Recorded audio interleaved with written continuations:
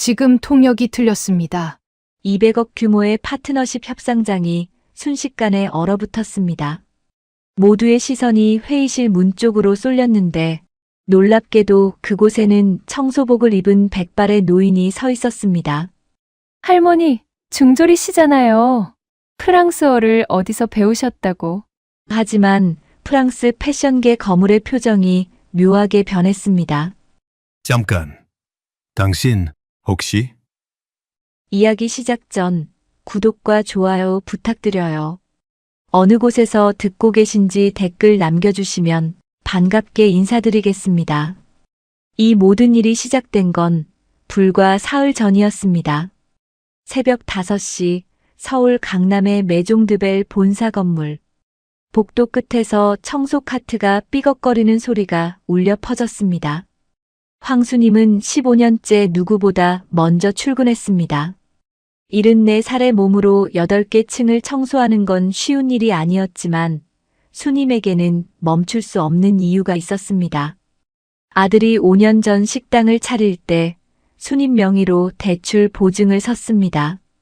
그 빚이 아직 3천만 원 남아 있었고 수님이 문제라도 일으키면 아들 사업까지 연쇄 타격을 받을 판이었습니다.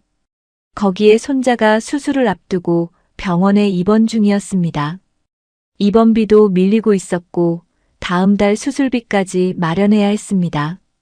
이 자리를 잃으면 당장 다음 달이 막막했습니다. 수님은 12층 임원실 복도를 걸레로 닦으며 생각에 잠겼습니다. 그냥 조용히 살다 가자. 내 나이에 무슨 명예회복이야. 가족만 힘들어져.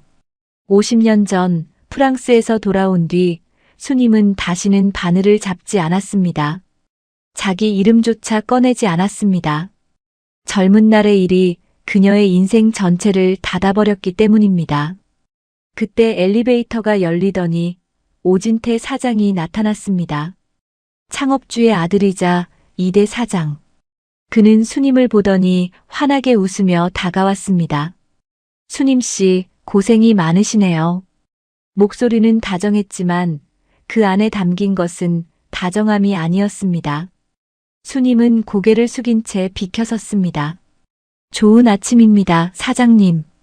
오진태가 수님의 청소 카트를 힐끗 보더니 말했습니다. 근데 수님 씨, 이런 일은 젊은 분들이 하셔야 하는 거 아닌가. 그는 수님의 굽은 허리를 위아래로 훑어보았습니다. 어르신 연세의 청소라니 몸도 생각하셔야지요. 가족분들은 뭐 하시나 몰라. 마치 걱정하는 척하면서 사람을 깎아내리는 말투였습니다. 수님은 아무 대답도 하지 않았습니다. 대답해봤자 달라질 게 없다는 걸 알았기 때문입니다. 오진태가 지나간 뒤 수님은 걸레를 짰습니다. 물이 양동이로 떨어지는 소리가 텅 빈 복도에 울렸습니다. 참아. 석 달만 더 참으면 손자 수술비 낼 수 있어. 그날 오후 메종드벨 전체가 술렁거리기 시작했습니다. 프랑스 명문 패션 그룹 메종 벨뷰에서 파트너십 제안이 들어온 것입니다. 200억 규모 계약입니다. 임원 회의에서 숫자가 나오자 회의실이 술렁거렸습니다. 메종 벨뷰와 손을 잡으면 브랜드 가치가 단숨에 2배로 뛸 수 있었습니다. 협상은 영어로 진행됩니다. 세린이가 실무를 맡아라. 오진태 사장이 딸을 바라보며 말했습니다. 오세린 해외 사업팀장. 미국 MBA 출신으로 영어는 유창했지만 프랑스어 회화는 서툴렀습니다. 네, 아버지. 맡겨주세요. 영어 협상이라면 문제 없었습니다. 3일 후 협상 당일. 메종드벨 본사 1층 로비가 분주해졌습니다. 프랑스에서 메종 벨뷰의 아시아 총괄 부사장이 도착한 것입니다. 피에르 뒤발, 58살. 은발의 날카로운 눈매를 가진 그는 프랑스 패션계의 거물이었습니다. 오진태 사장이 직접 로비까지 나와 그를 맞았습니다. 뒤발 부사장님 환영합니다. 영어로 인사를 건넸습니다. 그런데 뒤발이 프랑스어로 대답했습니다. 오진태의 얼굴에 당혹감이 스쳤습니다. 세린아, 뭐라고 하시는 거냐? 세린도 당황했습니다. 분명 영어 협상이라고 들었는데 뒤발은 프랑스어만 고집하고 있었습니다. 부사장님, 영어로 진행해도 될까요? 세린이 영어로 물었습니다. 뒤발이 차갑게 대답했습니다. 200억 규모 계약입니다. 제 모국어로 정확하게 소통하고 싶습니다. 문제 있습니까? 뒤발은 늘 첫 협상에서 상대의 준비 수준을 확인하곤 했습니다. 영어를 할 수 있었지만 핵심 조항만큼은 반드시 프랑스어로 짚는 게 그의 원칙이었습니다. 오진태가 세린에게 속삭였습니다. 프랑스어 할 수 있지? 그게 읽기는 되는데 회화는 지금 통역사 부를 시간 없어. 뒤발 일행이 저녁 비행기로 떠나. 오늘 기본 조건만 확인하면 되니까 어떻게든 해. 세린의 얼굴이 하얗게 질렸습니다. 하지만 아버지 앞에서 못한다고 말할 수 없었습니다. 제가 해보겠습니다. 본격적인 협상이 시작되었습니다. 15층 대회의실에 양측 대표단이 마주 앉았습니다. 뒤발이 프랑스어로 첫 번째 조건을 제시했습니다. 디자인 협업의 범위는 여성복 라인으로 한정화돼 3년 후 남성복 확장 옵션을 포함하고 싶습니다. 세린의 얼굴에 식은땀이 맺혔습니다. 여성복과 3년은 알아들었는데 나머지가 뭉개졌습니다. 그러니까 세린이 버벅거렸습니다. 여성복 디자인을 3년간 같이 하자고 하셨습니다. 핵심인 남성복 확장 옵션이 완전히 빠졌습니다. 뒤발의 눈썹이 살짝 움직였습니다. 하지만 그는 아무 말 없이 다음 조건을 이야기했습니다. 로열티 비율은 매출의 8%를 기본으로 하되 실적에 따라 조정 가능합니다. 세린이 이번엔 조금 더 그럴듯하게 말했습니다. 로열티는 8%로 제한하셨습니다. 세부 조정은 추후 논의라고 하셨습니다. 조정 가능의 핵심이 추후 논의로 흐려졌습니다. 뒤발의 표정이 미묘하게 굳어지기 시작했습니다. 그리고 세 번째 조건.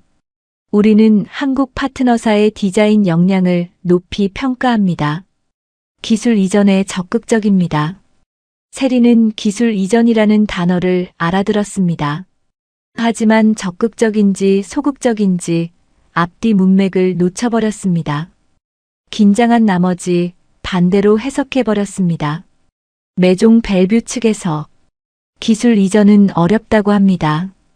오진태 사장의 얼굴이 굳어졌습니다. 기술 이전이 안 된다고요? 그럼 이 계약을 왜 합니까? 그가 날카롭게 물었고 회의실 분위기가 험악해지기 시작했습니다. 뒤발 부사장도 상대방의 반응이 이상하다는 걸 느꼈습니다. 자신은 호의적인 제안을 했는데 왜 저쪽은 불쾌한 표정을 짓는 걸까? 잠깐요. 뒤발이 손을 들었습니다. 제 말이 정확히 전달되고 있는 겁니까? 세린의 얼굴이 빨갛게 달아올랐습니다. 물론이죠. 제가 프랑스에서 6개월. 그때 회의실 문이 열렸습니다. 모두의 시선이 문 쪽으로 쏠렸습니다. 청소복을 입은 백발의 노인이 서 있었습니다. 손에는 아직 걸레가 들려 있었습니다. 수님은 원래 협상이 끝난 뒤에 회의실을 청소하려고 했습니다. 하지만 복도를 지나다가 문틈으로 프랑스어가 들려왔고 자신도 모르게 발걸음을 멈추었습니다. 뒤발의 말이 들렸습니다. 그리고 세린의 통역이 들렸습니다.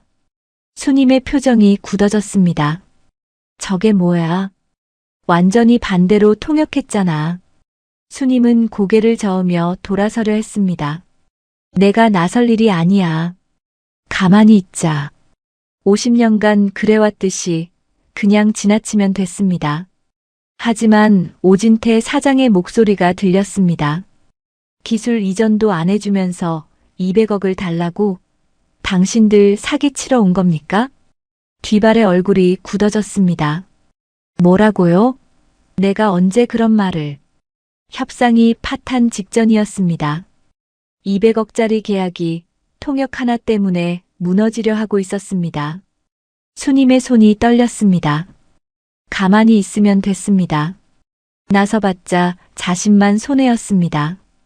청소부가 회의에 끼어들면 무슨 꼴을 당할지 뻔했습니다.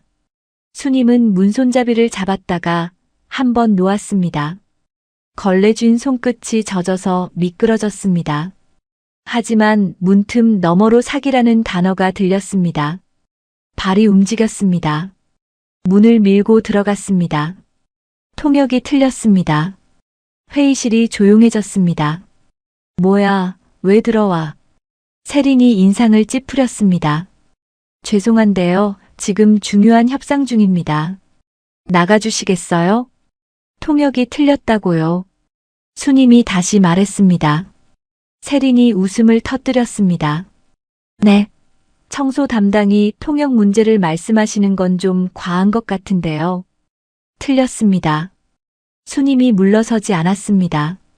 세린의 눈이 가늘어졌습니다. 확인되지 않은 말씀으로 회의를 방해하시면 곤란합니다. 할머니 학력이 어떻게 되시죠? 중졸입니다. 수님이 대답했습니다. 하지만 프랑스어는 압니다. 그리고 수님이 뒤발을 향해 프랑스어로 말했습니다. 부사장님, 방금 말씀하신 조건이 정확히 전달되지 않았습니다. 기술 이전에 적극적이라고 하셨는데 정반대로 통역되었습니다. 유창하게, 막힘없이. 회의실이 완전히 얼어붙었습니다.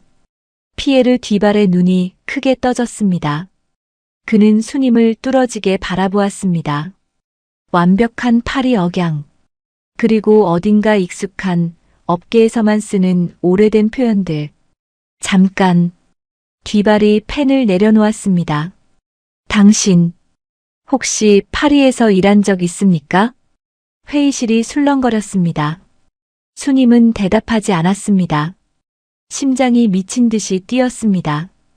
50년 동안 꽁꽁 묻어두었던 것이 목구멍까지 차올랐습니다. 뒤발이 다시 물었습니다. 1970년대 메종 벨뷰 파리 본사에서 일한 적 있습니까? 수님의 손끝이 떨렸습니다. 그 이름을 마지막으로 들은 게 50년 전이었습니다. 회의실의 모든 사람들이 숨을 죽이고 지켜보았습니다. 중졸 청소부 할머니에게 프랑스 패션계 거물이 왜 저런 질문을 하는 걸까요? 회의실이 얼어붙은 채로 몇 초가 흘렀습니다. 어이 할머니. 오진태 사장이 끼어들었습니다. 지금 200억짜리 협상 중이에요. 청소는 나중에 하시고 나가요. 잠깐요. 뒤발이 손을 들어 오진태를 멈추었습니다. 이분의 프랑스어에는 1970년대 파리 억양이 있습니다. 학원에서 배울 수 있는 게 아닙니다. 뒤발이 양복 안주머니에서 무언가를 꺼냈습니다. 낡은 손수건이었습니다. 하얀 리넨에 작은 꽃무늬. 50년 세월의 빛이 바랬지만 수놓은 자수는 또렷했습니다. 수님의 눈이 커졌습니다. 이거 1975년 수님 씨가 파리를 떠나기 전에 준 겁니다. 뒤발의 목소리가 떨렸습니다. 버리지 말라고 했잖아요. 50년 동안 안 버렸어요. 잠깐만요. 세린이 끼어들었습니다. 손수건 하나 가지고 뭘 증명하시려는 거예요? 뒤발이 수님을 바라보았습니다. 그럼 확인해 볼까요? 1973년 메종 벨뷰 작업실, 우리끼리 뭐라고 불렀습니까? 수님이 잠시 눈을 감았습니다. 비둘기장. 수님이 대답했습니다. 천장이 낮고 창문이 작아서 그렇게 불렀어요. 뒤발이 고개를 끄덕였습니다. 이 손수건의 꽃무늬 무슨 꽃입니까? 무궁화. 수님이 대답했습니다. 한국 꽃이에요. 고향 생각날 때마다 수놓았어요. 뒤발이 회의실을 둘러보았습니다. 더 확인이 필요합니까? 아무도 대답하지 못했습니다. 세린의 얼굴이 일그러졌습니다. 그래서요? 50년 전에 파리에서 일했다고 해서 뭐가 달라지는데요? 세린이 수님을 똑바로 바라보았습니다. 할머니, 실력 있으셨으면 왜 청소부가 되셨어요? 50년 동안 뭐 하신 거예요? 날카로운 질문이었습니다. 회의실이 조용해졌습니다. 수님이 천천히 입을 열었습니다. 1975년에 한국에 돌아왔어요. 수님의 목소리는 낮았지만 떨리지 않았습니다. 아버지 사업이 망해서 급하게 귀국했어요. 파리에서 배운 걸로 다시 시작하려고 했어요. 수님이 잠시 멈추었습니다. 그런데 누군가 소문을 퍼뜨렸어요. 학력 위조라고, 디자인 표절이라고. 회의실이 술렁거렸습니다. 증명서가 있었어요. 수료증도 재직 증명서도. 하지만 그때 한국에서 중졸 여자가 프랑스 유학 갔다 왔다는 말을 믿는 사람은 없었어요. 수님의 눈이 멀리 어딘가를 바라보았습니다. 그 뒤로는 바늘을 잡을 용기가 나지 않았어요. 회의실이 완전히 조용해졌습니다. 세린이 다시 입을 열었습니다. 과거 경력이 사실이라고 해도 지금 통역 문제와는 별개 아닙니까? 세린이 뒷발을 바라보았습니다. 부사장님, 이분이 50년 전에 뭘 하셨든 오늘 협상에서 저희가 실수한 건 맞습니다. 하지만 그건 저희가 수습할 문제예요. 청소 부분이 끼어들 일이 아니잖아요. 마지막 저항이었습니다. 뒷발이 차갑게 대답했습니다. 수습이요? 방금 기사의 통역이 기술 이전에 적극적을 기술 이전은 어렵다로 바꿔놨습니다. 정반대예요. 이게 수습될 문제입니까? 세린의 얼굴이 빨갛게 달아올랐습니다. 뒷발이 말을 이었습니다. 그리고 그 실수를 잡아낸 건 귀사의 청소부입니다. 청소부가 해외 사업 팀장보다 프랑스어를 잘하는 회사와 제가 200억 계약을 논의해야 합니까? 세린이 입술을 깨물었습니다. 더 이상 할 말이 없었습니다. 뒷발이 낮은 목소리로 덧붙였습니다. 그리고 이분이 왜 청소부가 됐는지, 그 소문을 퍼뜨린 사람이 누군지 나도 나중에 들었습니다. 오진태의 얼굴이 살짝 굳어졌습니다. 뒷발은 더 말하지 않았습니다. 부사장님, 오진태가 말을 돌렸습니다. 과거 얘기는 나중에 하시죠. 지금 중요한 건 협상 아닙니까? 뒷발이 차갑게 대답했습니다. 방금 기사의 통역이 제 말을 정반대로 전달하는 걸 봤습니다. 그리고 그걸 바로잡은 사람은 기사의 청소부입니다. 뒷발이 서류를 정리했습니다. 이 상태로는 협상을 이어갈 수 없습니다. 오진태가 다급하게 나섰습니다. 잠깐만요, 부사장님. 오늘은 기본 조건 확인만 하면 되는 거잖아요. 통역 문제는 저희가 바로 보완하겠습니다. 어떻게요? 뒷발이 물었습니다. 외부 전문 통역을 배치하겠습니다. 내일 당장. 내일은 없습니다. 뒷발이 잘랐습니다. 오늘 저녁 비행기로 떠납니다. 정확한 통역 체계를 갖춘 뒤 다시 일정 잡으세요. 부사장님, 오진태가 불렀지만 뒷발은 이미 자리에서 일어나고 있었습니다. 문 앞에서 뒷발이 잠시 멈추었습니다. 수님을 돌아보았습니다. 수님 씨, 잠깐 얘기할 수 있어요? 수님이 고개를 끄덕였습니다. 두 사람이 회의실을 나갔습니다. 남은 회의실에 무거운 침묵이 흘렀습니다. 오진태가 한동안 아무 말도 하지 못했습니다. 200억 계약이 첫날에 깨졌다고? 통역 문제로? 임원들이 고개를 숙였습니다. 아무도 대답하지 못했습니다. 오진태가 세린을 바라보았습니다. 세린아. 낮고 위험한 목소리였습니다. 네, 아버지. 내가 어떻게든 하라고 했더니 이 꼴이야. 아버지, 저도 최선을. 됐어. 매종 벨뷰 쪽에 다시 연락 넣어. 어떻게든 일정 다시 잡아. 네. 그리고 오진태의 눈이 가늘어졌습니다. 저 청소부 할머니. 신상 확인해. 신상이요? 50년 전 파리에서 일했다고? 그런데 왜 우리 회사 청소부야? 오진태가 창밖을 바라보았습니다. 뭔가 이상해. 알아봐. 세린이 고개를 끄덕였습니다. 오진태가 낮게 중얼거렸습니다. 이 계약 틀어지면 안 돼. 그에게 이 계약은 단순한 성과가 아니었습니다. 감사 전에 막아야 할 것들이 있었습니다. 무슨 수를 써서라도 다시 잡아야 했습니다. 그 시각 건물 1층 로비. 뒤발과 수님이 나란히 서 있었습니다. 뒤발이 손수건을 다시 꺼내 바라보았습니다. 이거 봤던 날 기억나요? 수님의 눈앞에 50년 전 장면이 떠올랐습니다. 1973년 파리 메종 벨뷰 작업실. 막 컬렉션이 끝난 밤이었습니다. 18살 피에르가 수님에게 다가왔습니다. 수님 씨, 그 드레스 수님 씨가 그린 거죠? 런웨이에 올라간 거. 쉿. 조용히 해. 왜요? 대단한 건데.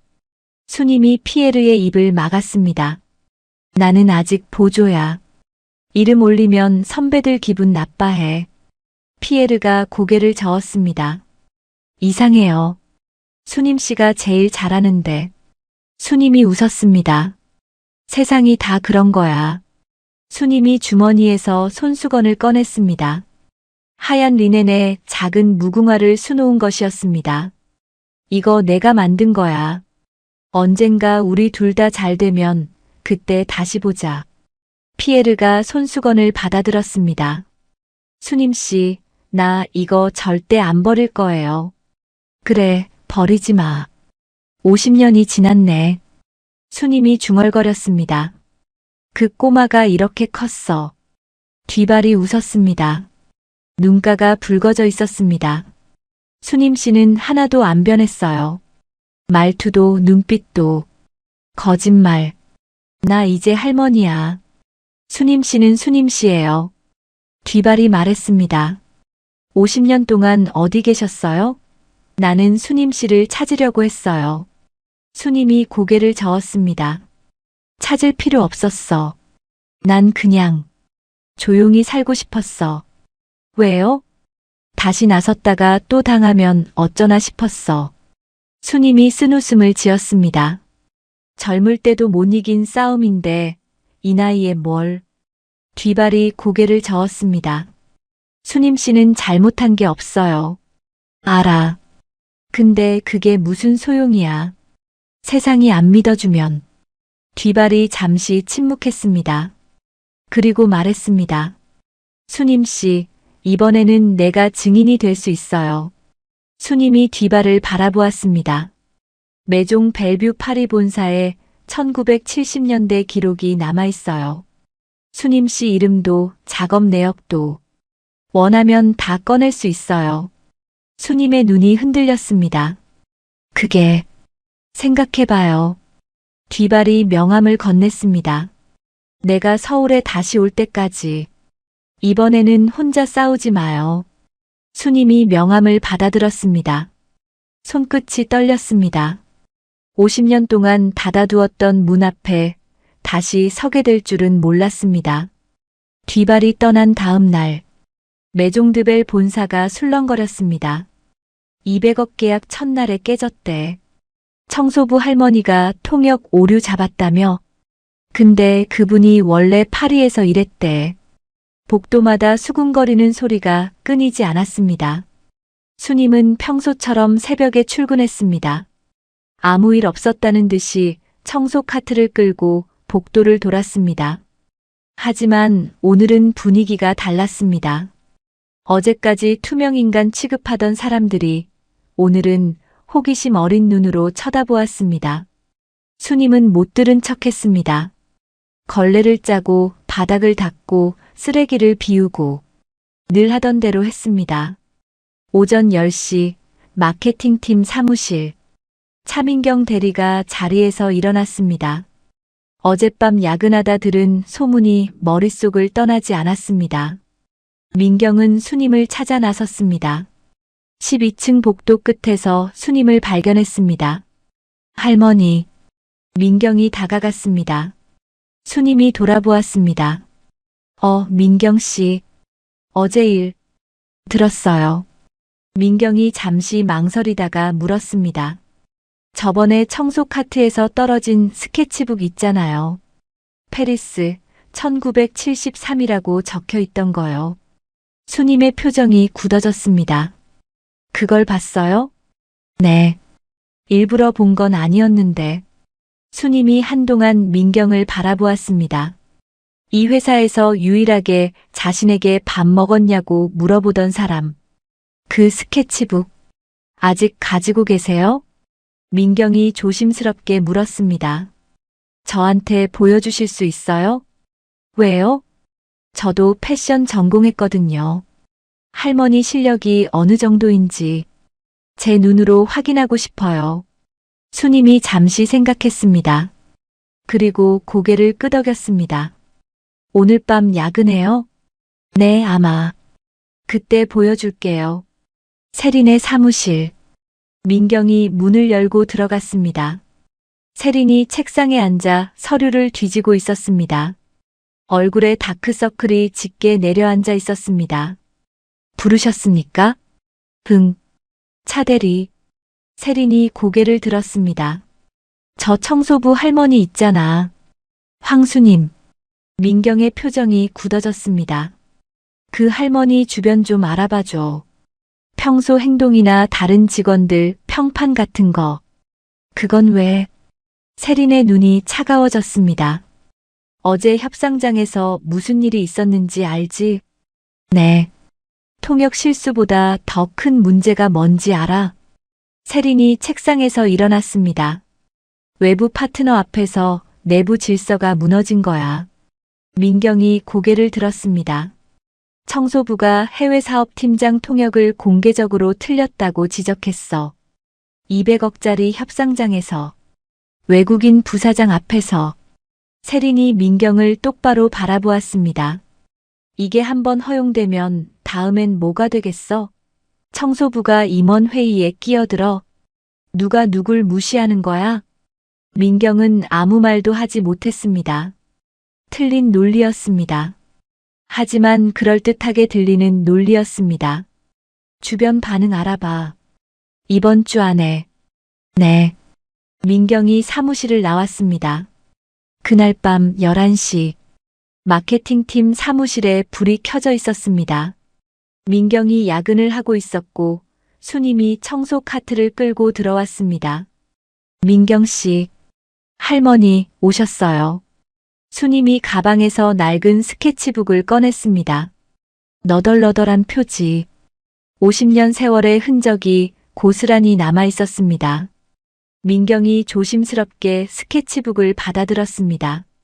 첫 장을 펼쳤습니다. 페리스 1973 메종 벨뷰. 그 아래로 드레스 스케치가 펼쳐졌습니다. 민경의 손이 멈추었습니다. 세련된 라인, 정교한 디테일, 1970년대 파리 쿠티르의 정수가 담겨 있었습니다. 민경이 말없이 페이지를 넘겼습니다. 드레스, 코트, 재킷, 스커트, 수십 장의 스케치가 빼곡히 그려져 있었습니다. 한참을 넘기던 민경이 고개를 들었습니다. 이걸 묻어두신 거예요? 수님이 고개를 끄덕였습니다. 50년 동안요? 민경이 다시 스케치북을 내려다보았습니다. 너무 아깝네요. 수님이 쓴웃음을 지었습니다. 버리려고 몇 번이나 했어요. 근데 손이 안 가더라고. 왜요? 이것만은 내가 진짜였다는 증거니까. 민경의 눈가가 붉어졌습니다. 수님이 창밖을 바라보았습니다. 50년 동안 아무도 안 믿어줬어요. 근데 이 스케치들은 거짓말 안 하잖아요. 두 사람 사이에 침묵이 흘렀습니다. 민경이 입을 열었습니다. 할머니, 세린 팀장이 할머니 주변 알아보라고 했어요. 수님의 표정이 굳어졌습니다. 평판이나 행동 패턴 같은 거요. 뭔가 꼬투리 잡으려는 것 같아요. 수님이 고개를 끄덕였습니다. 그럴 줄 알았어요. 걱정 안 되세요? 난 숨길 게 없어요. 다 사실이니까. 민경이 잠시 망설였습니다. 할머니. 네. 회사 안에도 이상한 게 있어요. 수님이 민경을 바라보았습니다. 아직 확실치는 않은데 나중에 말씀드릴게요. 민경의 눈빛이 흔들렸습니다. 며칠 전 야근 중에 본 장면이 머릿속을 떠나지 않았습니다. 세린이 아버지와 함께 서류를 수정하던 장면. 휴대폰에 찍어둔 사진이 아직 남아 있었습니다. 하지만 지금 말할 수는 없었습니다. 아직은. 수님이 민경의 손을 잡았습니다. 민경 씨, 고마워요. 내 편이 되어줘서. 민경의 눈가가 붉어졌습니다. 할머니 혼자 두고 싶지 않아요. 같은 시각 12층 사장실. 세린이 서류 뭉치를 들고 들어왔습니다. 아버지. 뭐냐? 황수님 인사 파일이에요. HR에서 받아왔어요. 오진태가 서류를 받아들었습니다. 이력서, 신원조에서 계약서. 15년 전 입사할 때 작성한 서류들이었습니다. 오진태가 페이지를 넘기다가 멈추었습니다. 여기. 뭔데요? 비상연락처. 아들 이름이 김진우야. 오진태가 손가락으로 짚었습니다. 직업란에 자영업이라고 적혀 있네. 식당인가? 세린이 어깨를 으쓱했습니다. 그게 뭐. 50년 전에 파리에서 일했다는 사람이 왜 15년째 청소부로 일하겠어? 오진태가 세린을 바라보았습니다. 뭔가 사정이 있는 거야. 가족 쪽으로 파봐. 가족이요? 아들 장사 상태, 빚관계 같은 거. 뭐라도 나올 거야. 세린이 고개를 끄덕였습니다. 알겠어요. 오진태가 창밖을 바라보았습니다. 감사 전에 정리할 게 많아. 이번 계약 틀어지면 끝장이야. 그의 눈이 차갑게 빛났습니다. 저 할머니가 다시 끼어들면 그땐 확실하게 막아야 해. 알지? 네, 아버지. 세린이 나갔습니다. 오진태가 혼자 남았습니다. 창밖의 서울 야경이 그의 얼굴을 비추었습니다. 끝장. 그 말이 자신에게도 해당된다는 걸 그는 알고 있었습니다. 3일 후, 세린이 오진태 사장실로 들어왔습니다. 아버지, 찾았어요. 뭘? 황수님 아들 건이요. 아버지가 파보라고 하셨잖아요. 세린이 서류를 내밀었습니다. 신용조회 업체 통해서 알아봤어요. 오진태가 서류를 받아들었습니다. 김진우 강남에서 식당해요. 5년 전에 가게 차릴 때 대출 받았는데 세린이 손가락으로 짚었습니다. 어머니 명의로 보증 섰더라고요. 그리고 손자가 병원에 입원 중이래요. 수술 앞두고 있다고. 오진태의 입꼬리가 올라갔습니다. 이거야. 네. 이 할머니가 왜 15년 동안 여기서 숨죽이고 살았는지 알겠어. 오진태가 서류를 내려놓았습니다. 아들이랑 손자 때문이야. 오진태가 메모를 내려놓았습니다. 협상 다시 잡히면 저 할머니 불러. 뭐라고 해요? 직접적으로 말할 필요 없어. 아들 가게 얘기, 손자 병원비 얘기. 슬쩍 꺼내기만 해. 알아서 알아들을 거야. 세린이 고개를 끄덕였습니다. 제가 직접 할게요. 확실하게 해. 이번엔 입도 못 열게. 그날 오후, 수님이 청소를 하고 있는데 세린이 다가왔습니다. 황수님 씨. 수님이 고개를 들었습니다. 세린이 처음으로 자신을 이름으로 불렀습니다. 잠깐 얘기 좀 할까요? 무슨 일이신데요? 여기서 말하긴 좀 그러니까 저쪽 빈 회의실로 가시죠. 수님이 걸레를 내려놓았습니다. 빈 회의실. 세린이 문을 닫았습니다. 단도직입적으로 말할게요. 세린이 수님 앞에 섰습니다. 매종 벨뷰 협상이 다음 주에 다시 잡혔어요. 수님이 고개를 끄덕였습니다. 그때 황수님 씨는 회의실 근처에 오지 마세요. 청소 스케줄 바꿀게요. 그 시간에는 다른 층 배정해 드릴 테니까. 수님이 세린을 바라보았습니다. 이유를 여쭤봐도 될까요? 세린이 웃었습니다. 부드럽고 차가운 웃음이었습니다.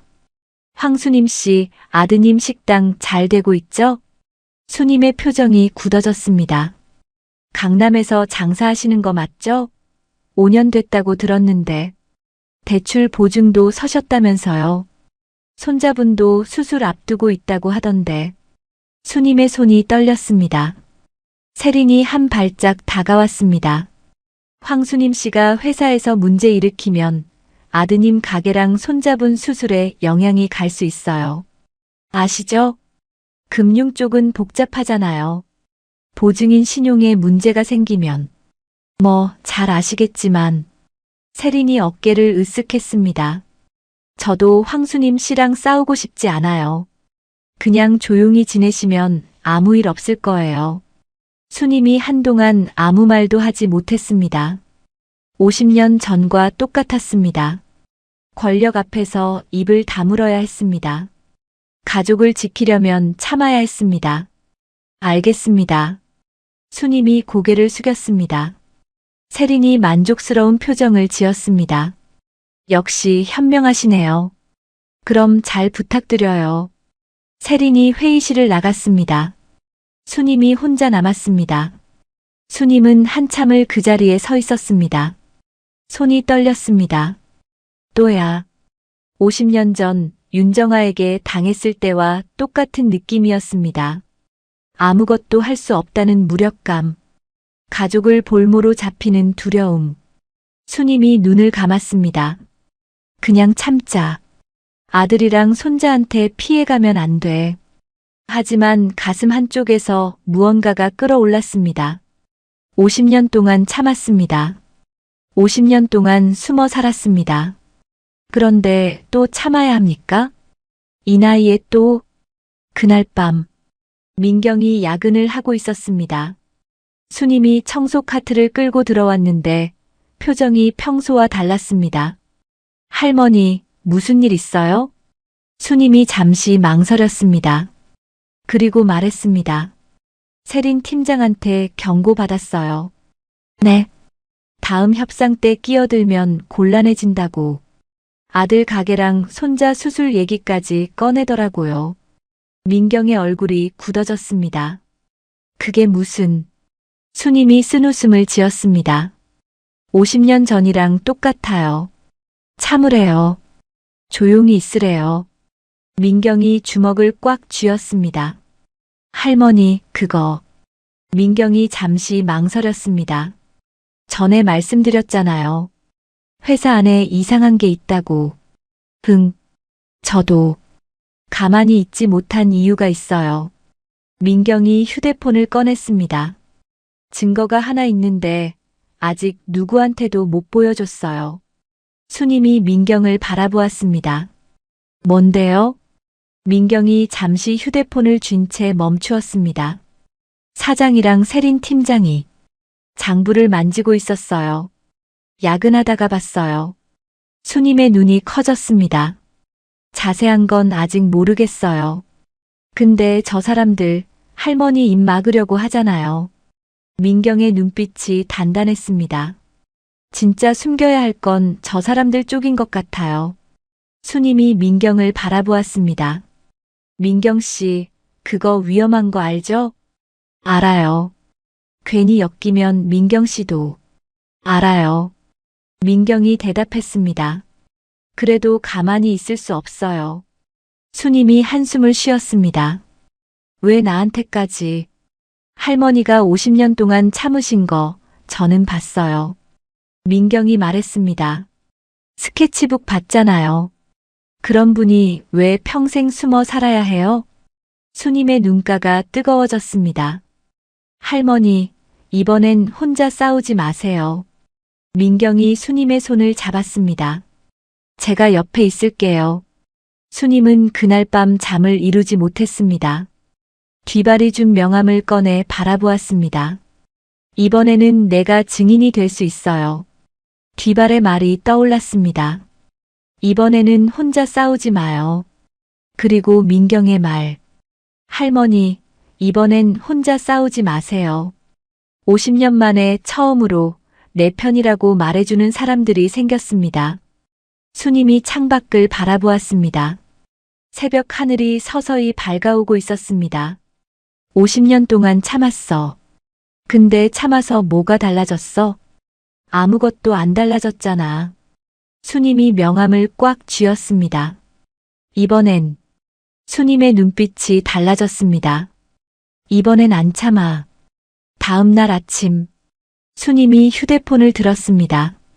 명함에 적힌 번호로 전화를 걸었습니다. 여보세요? 뒤발의 목소리가 들렸습니다.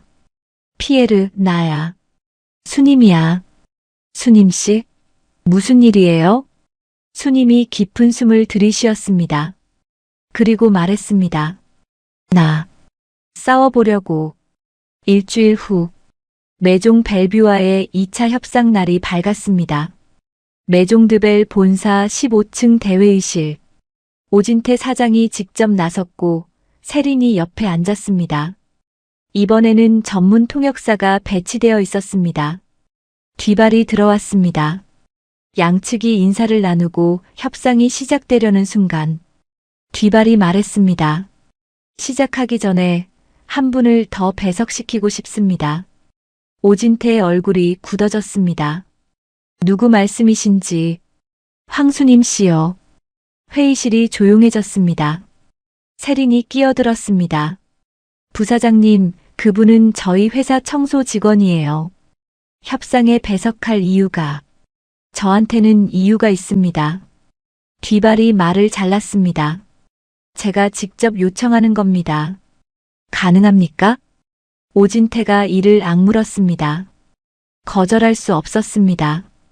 200억 계약이 걸려 있었습니다. 알겠습니다. 10분 후 회의실 문이 열렸습니다. 황수님이 들어왔습니다. 하지만 이번에는 청소복이 아니었습니다. 단정한 블라우스에 검은 슬랙스, 허리가 펴져 있었고 눈빛이 달랐습니다. 세린의 얼굴이 하얗게 질렸습니다. 수님이 천천히 회의실 안으로 걸어 들어왔습니다. 뒤발이 자리에서 일어났습니다. 수님씨, 오셨어요. 수님이 고개를 끄덕였습니다. 그리고 오진태와 세린을 바라보았습니다. 50년 동안 고개 숙이고 살았습니다. 하지만 오늘은 아니었습니다. 뒤발이 서류 가방에서 무언가를 꺼냈습니다. 오래된 서류 뭉치였습니다. 이건 메종 벨뷰 파리 본사 인사 기록입니다. 뒤발이 서류를 펼쳤습니다. 1970년부터 1975년까지 황수님이라는 이름이 기록되어 있어요. 디자이너 보조로 시작해서 1973년에는 정식 디자이너 보조로 승격됐습니다. 회의실이 조용해졌습니다. 그리고 이건. 뒤발이 또 다른 서류를 꺼냈습니다. 1973년 파리 패션 위크 출품작 내부 기록입니다. 런웨이에 올라간 드레스 중 하나, 원본 스케치 담당자 이름이 적혀 있어요. 뒤발이 서류를 들어보였습니다. 황수님. 회의실이 술렁거렸습니다. 임원들이 서로를 바라보았습니다. 저 청소부 할머니가 파리 패션 위크 런웨이에 올라간 드레스를 디자인했다고. 오진태가 말을 돌리려 했습니다. 부사장님, 50년 전 서류가 오늘 협상과 무슨 관계가 있습니까? 저희는 비즈니스 하러 온 거예요. 맞습니다. 뒤발이 고개를 끄덕였습니다. 비즈니스 하러 왔어요. 그래서 파트너사의 진정성을 확인하고 싶은 겁니다. 진정성이요? 네. 귀사에서 청소부로 일하는 분이 50년 전 저희 본사에서 런웨이 드레스를 디자인했어요. 뒤발의 눈이 차가워졌습니다. 그런데 이분이 왜 50년 동안 바늘을 잡지 못했는지 사장님은 알고 계십니까? 오진태가 대답하지 못했습니다. 뒤발이 수님을 바라보았습니다. 직접 말씀하시겠어요? 수님이 앞으로 나섰습니다. 제가 말씀드릴게요. 수님의 목소리는 낮았지만 떨리지 않았습니다. 1975년에 한국에 돌아왔어요. 아버지 사업이 망해서 수님이 회의실을 둘러보았습니다. 파리에서 배운 걸로 다시 시작하려고 했어요. 근데 누군가 소문을 퍼뜨렸어요. 수님의 눈이 오진태를 향했습니다. 학력 위조라고, 디자인 표절이라고, 중졸이 무슨 파리 유학이냐고. 누가 그랬는데요? 임원 하나가 물었습니다. 수님이 잠시 멈추었습니다. 그리고 이름을 말했습니다. 윤정아. 회의실이 조용해졌습니다. 윤정아. 한국 패션계 원로. 이 업계에서 모르는 사람이 없는 이름이었습니다. 오진태의 얼굴이 굳어졌습니다. 그의 어머니와 40년 절친. 메종드벨 초창기 브랜드 자문이었던 사람. 그분이 업계에 소문을 퍼뜨렸어요. 파리 경력 있는 사람이 들어오니까 자기 자리가 위협받는다고 생각했나 봐요. 수님의 목소리가 담담했습니다. 증명서가 있어도 소용없었어요. 윤정아한테 찍히기 싫어서 아무도 안 받아줬어요. 그래서 50년 동안 바늘을 잡지 못했어요. 청소부로 살았어요. 바늘을 잡지 못했어요. 청소부로 살았어요. 회의실이 완전히 조용해졌습니다. 세린이 끼어들었습니다. 잠깐만요. 50년 전 일이 지금 협상이랑 무슨 상관이에요? 세린이 뒤발을 바라보았습니다. 그리고 그 윤정아 선생님이 그랬다는 게 사실인지 어떻게 알아요? 증거가 있어요? 수님이 세린을 바라보았습니다. 증거요? 수님이 가방에서 스케치북을 꺼냈습니다. 너덜너덜한 50년 된 스케치북. 이게 제 증거예요. 수님이 스케치북을 펼쳤습니다. 1973년 파리에서 제가 그린 스케치들이에요. 런웨이에 올라간 드레스 원본도 있어요. 수님이 뒤발이 가져온 서류와 스케치북을 나란히 놓았습니다. 비교해보세요. 메종 벨뷰 기록에 있는 디자인이랑 제 스케치가 같은지. 임원들이 서류와 스케치북을 번갈아 보았습니다. 같았습니다. 선 하나까지. 오진태가 입을 열었습니다. 그래서 뭘 어쩌자는 겁니까? 그의 목소리가 떨렸습니다.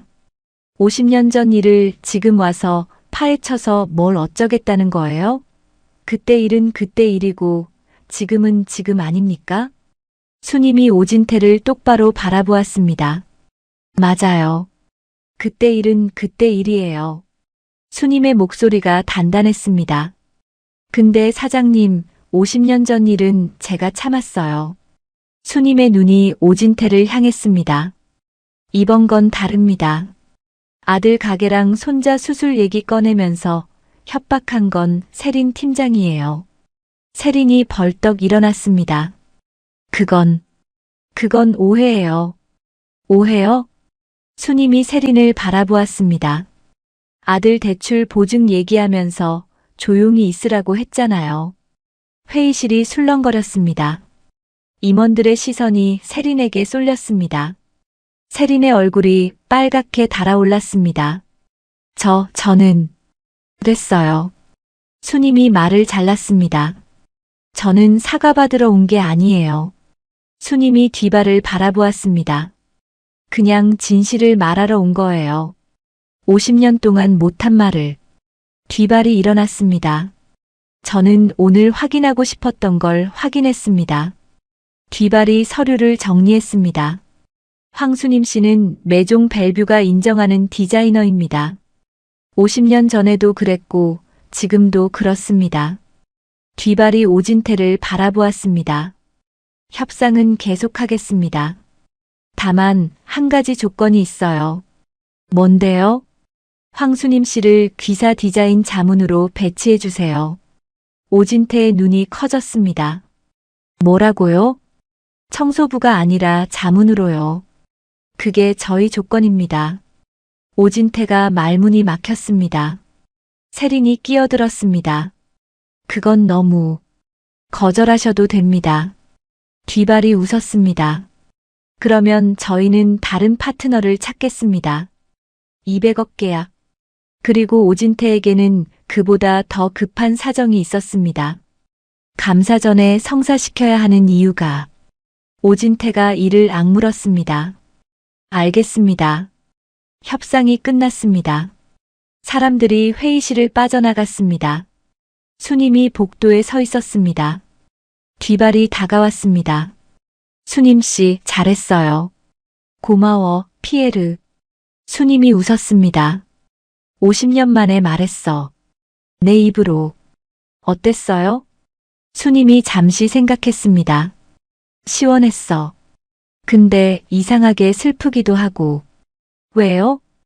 50년이 너무 길었으니까. 수님의 눈가가 붉어졌습니다. 그 시간을 돌릴 수는 없으니까.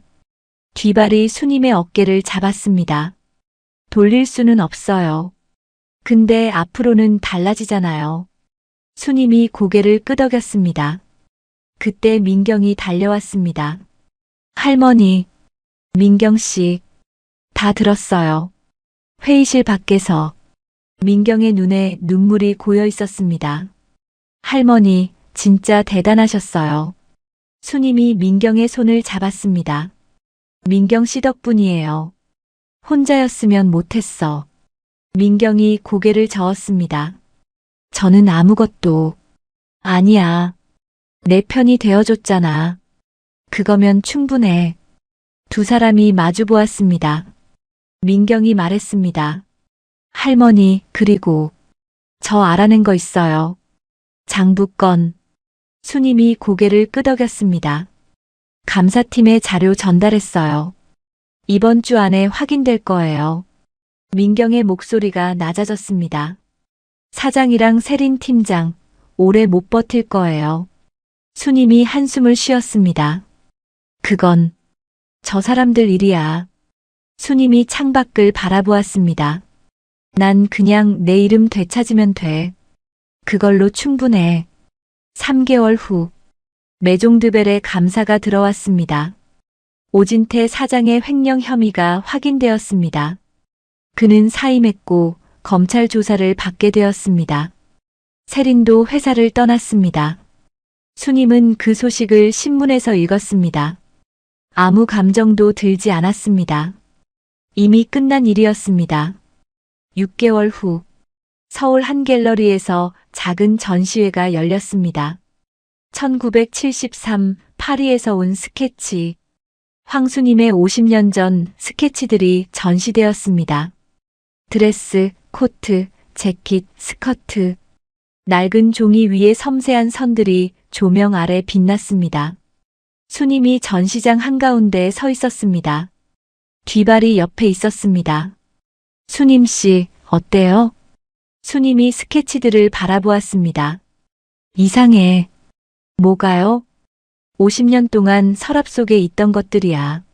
아무도 안 봤어. 수님이 웃었습니다. 근데 이제 사람들이 보네. 당연히 봐야죠. 이게 수님 씨잖아요. 수님의 눈가에 눈물이 맺혔습니다. 50년이 걸렸습니다. 50년 동안 묻고 살았습니다. 하지만 결국 자기 이름을 되찾았습니다. 고마워. 수님이 중얼거렸습니다. 포기하지 않아줘서 고마워, 나한테. 전시장 한쪽에서 민경이 관람객들에게 스케치를 설명하고 있었습니다. 수님이 그 모습을 바라보았습니다. 민경이 눈이 마주치자 손을 흔들었습니다. 수님이 웃으며 손을 흔들어 주었습니다. 50년 동안 혼자였습니다. 하지만 이제는 아니었습니다. 여러분, 오늘 이야기 어떻게 들으셨나요? 50년 동안 묻혀있던 이름도 끝내 제자리를 찾을 수 있다는 걸 보여준 이야기였습니다. 여러분 마음속에도 다시 꺼내고 싶은 꿈이 있으신가요? 댓글로 남겨주시면 제가 하나하나 읽어보겠습니다. 우리는 또 단짝처럼 다음 이야기에서 만날게요. 지금까지 사연단짝이었습니다. 공사장 철문 앞에 누군가 쓰러져 있었어요. 작업복 입은 여자가 달려갔습니다.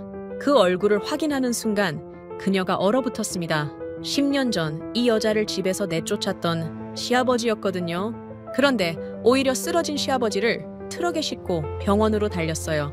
왜 그랬을까요? 10년 전 그 밤 대체 무슨 일이 있었던 건지 궁금하시다면 구독과 좋아요로 함께 해주세요. 어느 곳에서 듣고 계신지 댓글 남겨주시면 반갑게 인사드리겠습니다. 경기도 외곽의 한 재개발 공사장이었어요. 한낮의 태양 아래 먼지가 자욱하게 피어올랐고 콘크리트 타설 소리와 철근 부딪히는 소리가 끊이지 않았습니다. 그 사이로 한 여자가 벽돌을 나르고 있었어요. 35 윤아진. 손바닥엔 굳은 살이 박이고 작업복은 이미 흙투성이었죠. 안전모 아래로 땀이 흘러내렸지만 그녀는 멈추지 않았습니다. 하진 씨, 잠깐 쉬어요. 점심은 먹어야지. 현장 반장이 물병을 건넸지만 하진은 고개만 살짝 숙이고 다시 벽돌을 들어 올렸어요. 조금이라도 더 일해서 반장 눈에 들어야 했거든요. 내일도 모레도 이 현장에 나올 수 있으려면요. 점심시간이 되자 인부들이 하나둘 자리를 떴습니다. 하진은 도시락 대신 주머니에서 작은 약봉지를 꺼냈어요. 손목 통증을 버티게 해주는 진통제였죠. 물 한 모금에 약을 삼키고 다시 일어섰습니다. 그때였어요. 공사장 철문 앞에서 웅성거리는 소리가 들렸습니다. 저 사람 왜 저래? 어디서 온 거야? 하진이 고개를 돌렸어요. 철문 앞에 양복 차림의 남자가 쓰러져 있었습니다. 그런데 이상했어요. 양복은 며칠은 입은 듯 구겨질 대로 구겨져 있었고 구두는 한쪽이 벗겨진 채였거든요. 인부 몇 명이 둘러싸고 있었지만 누구도 선뜻 다가가지 못했죠. 그냥 놔둬. 괜히 건드렸다가 문제 생기면 어쩌려고 그래. 하진은 망설이지 않았습니다. 안전모를 벗고 철문 쪽으로 뛰어갔어요. 사람들 사이를 헤치고 쓰러진 남자 앞에 무릎을 꿇었죠. 그리고 그 얼굴을 보는 순간 하진의 손이 멈췄습니다. 심장이 쿵 하고 가라앉는 것 같았어요. 10년 전 자신을 집에서 내쫓았던 시아버지, 진양그룹 회장 강태주였거든요. 흰머리가 부쩍 늘었고 광대뼈가 도드라지게 야위어 있었습니다. 그 위풍당당하던 모습은 온데간데 없었어요. 손에는 아무것도 들려있지 않았고 휴대폰도 서류 가방도 보이지 않았죠. 하진은 최근 뉴스에서 본 기사가 떠올랐습니다. 진양그룹 경영권 분쟁, 차남 강준호 측의 이사회 장악, 회장 퇴진설. 재벌가가 무너지고 있다는 소문은 들었지만 이 정도일 줄은 몰랐어요. 손끝이 차가워지는 게 느껴졌습니다. 하진의 머릿속으로 10년 전 그 밤이 스쳐 지나갔습니다. 한겨울 눈보라가 몰아치던 밤이었어요. 시어머니가 현관문 앞에 캐리어를 내던졌고 시아버지는 차가운 눈으로 한마디만 내뱉었죠. 다시는 이 집 문턱을 넘지 마라. 그때 하진의 뱃속에는 아이가 있었습니다. 임신 8주, 막 심장 소리가 들리기 시작했을 때였어요. 말하려 했습니다. 하지만 시어머니가 하진을 밀어냈고 하진은 다시 입을 열 틈도 없이 문 밖으로 밀려났습니다. 남편 준혁은 그 자리에 있었지만 아무 말도 하지 않았어요. 그 뒤로 10년. 하진은 단 한 번도 그 집을 찾아가지 않았어요. 혼자 아이를 낳고 혼자 키웠습니다. 그렇게 10년을 버텼어요. 그런데 지금 그 시아버지가 자신의 발밑에 쓰러져 있었어요. 하진은 잠시 손을 거두었습니다. 그냥 돌아서면 끝이었어요. 딱 10년 전 저 사람이 자신에게 했던 그대로 하면 되는 일이었죠. 눈보라 속에 내던져진 캐리어, 닫히던 철문, 등 뒤로 들리던 시어머니의 비웃음. 전부 떠올랐습니다. 그런데도 발이 떨어지지 않았어요. 회장님, 눈 좀 떠보세요. 하진이 어깨를 흔들자 강태주의 눈꺼풀이 미세하게 떨렸습니다. 하지만 의식은 돌아오지 않았어요. 이마를 짚어보니 열이 펄펄 끓고 있었죠. 119 불러. 저 양반 주머니 뒤져봐. 신분증 있겠지. 하진은 고개를 들어 반장을 봤습니다. 반장님, 이 사람 병원 데려가야 해요. 지금 119 기다리면 되잖아. 숨도 가쁘고 의식도 자꾸 끊겨요. 여기서 더 지체하면 안 돼요. 반장이 잠시 망설이더니 한숨을 쉬었어요. 알았어. 내가 트럭 빼줄게. 뒤에 태워. 현장에 세워둔 1톤 트럭 짐칸에 담요를 깔았습니다. 하진과 반장이 강태주를 부축해 태웠어요. 하진이 옆에 올라타고 트럭이 출발했습니다. 가장 가까운 병원까지 10분 거리. 하진은 쓰러진 시아버지의 손목을 잡고 맥박을 확인했어요. 약하지만 뛰고 있었습니다. 왜 이러고 있는 거지, 나. 10년 전 그 차가운 눈빛으로 자신을 내쫓았던 사람이었어요. 아무 말도 듣지 않고 변명할 기회조차 주지 않았던 사람. 그런 사람의 손목을 잡고 있는 자신이 한심하기도 했습니다. 병원 응급실 문을 밀어 젖혔을 때 하진의 작업복은 땀으로 흠뻑 젖어 있었어요. 간호사들이 달려왔고 강태주는 들것에 실려 안으로 사라졌죠. 하진은 응급실 복도 의자에 털썩 주저앉았습니다. 거친 숨을 내쉬며 천장을 올려다봤어요. 그때 주머니에서 핸드폰이 울렸습니다. 아들 시우에게서 온 문자였어요. 엄마, 오늘 학교에서 100점 받았어. 저녁에 보여줄게. 문자 끝에는 웃는 얼굴 이모티콘이 잔뜩 붙어 있었죠. 하진의 입가에 희미한 미소가 떠올랐습니다. 하지만 그 미소는 오래가지 못했어요. 응급실 안쪽에서 간호사가 나와 물었거든요. 보호자분이세요? 환자분 성함이 어떻게 되시죠? 하진은 잠시 망설였습니다. 그리고 10년 만에 처음으로 그 이름을 소리내어 말했어요. 강태주요. 간호사가 고개를 갸웃했습니다. 뭔가 떠오르는 게 있는 듯 했어요. 하진이 입을 열려는 순간 응급실 입구 쪽에서 급브레이크 소리가 들렸습니다. 검은 세단 한 대가 급하게 들어서고 있었어요. 차에서 내린 건 양복 차림의 남자 2명이었습니다. 그리고 그 뒤를 따라 한 여자가 내렸어요. 하진의 숨이 멎었습니다. 10년 전 자신에게 캐리어를 던지던 그 여자. 시어머니 오명숙이었거든요. 시어머니 오명숙은 10년 전 그대로였어요.